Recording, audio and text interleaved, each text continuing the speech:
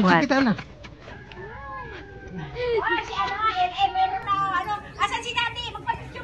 Live. Oh. Yeah. Very friendly. Oh. Also wanted Flapping to. his wings. Oh. She wants to rest because I have butas on his wings. Wala. Binutasan mo yata eh. No, I did not. Oh, she just what is?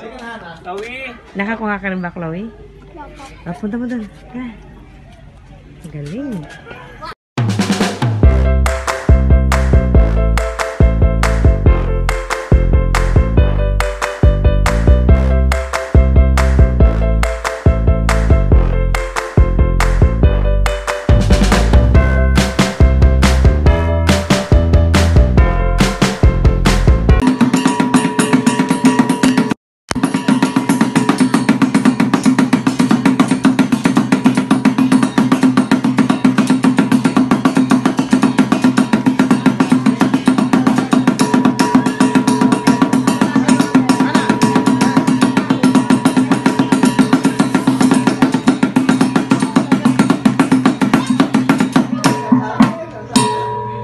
Okay, so that is their basan. But here po, they don't dance just to entertain tourists because tribal dances are ritual which are sacred. But they share po some of their instrument like their native guitar. So it is a two-string guitar considered as one of the oldest guitar here in the Philippines. It is called Kudyapi or Kudlungan. And this one, 8-string bamboo called Pagang. So they're going to play bogit, which means bird song.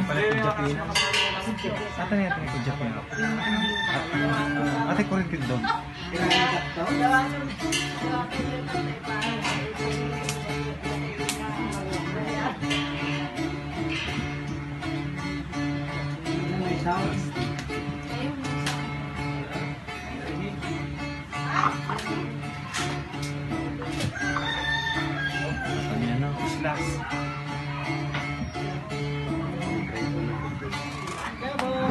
Okay, so that is their bird song po. Aside from their guitar, they also have this kind of musical instrument. So piece of wall palm, then they put beeswax to adjust the sound. And they play this through vibration of their mouth. It is called arudi.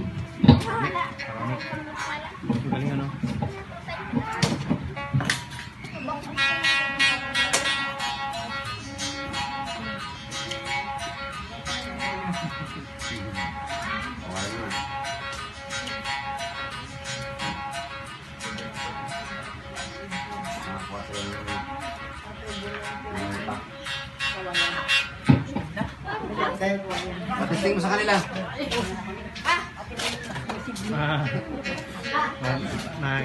Okay, so those are their musical instruments. But most of their musics are about nature. And by nature, Palawan tribe is hunter-gatherers. So now po they're going to share us their hunting tools. Spiriton. Ay, pakipicture ko na. Okay, so these are their special spears po. That is ligit, and this is surayang. When they have a target po, they simply throw it from a distance. Once it hits the target, it will hook on the skin, and once the target tries to run, this will separate po. So the purpose of the handle is to hang on the trees so that the target can't run. And once the target is dropped, that's the time po they will use ligid. So that is for follow-up po. Okay, so that is their smart way. Kuya, hawak ko. Aside from their special spears po, they also have blow gun or blow darts. Unlike other tribes po, they don't use bows and arrows. In their dialect, they call that sumpit or sapokan. The throwing pig on the board will be the target.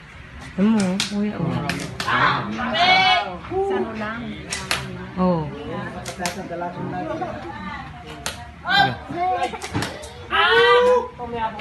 Okay, so that is their sumpit po. And they can hit farther than that. Depends on how they go. But in real situation po, they're putting a deadly poison on tip of the dart. And this plant, it is called dita. This is the main ingredient of making their poison. And those in the frame, those are the real darts with real poison. So in just a matter of minute, the target will die. But while they are here in the city, we discourage them to shoot any animals or birds through the Good Share of a Livelihood program. Every entrance fee, they have a share on souvenirs, pictures, and any donations that they have. In the end of the day, they can now buy food in the market. So no need to hunt here in the city anymore, okay? Last part po, they're going to show us how to make fire in the mountain. Using flintstone, metal, and their native cotton, they call the process santikan. Making fire. Sige na, kuya.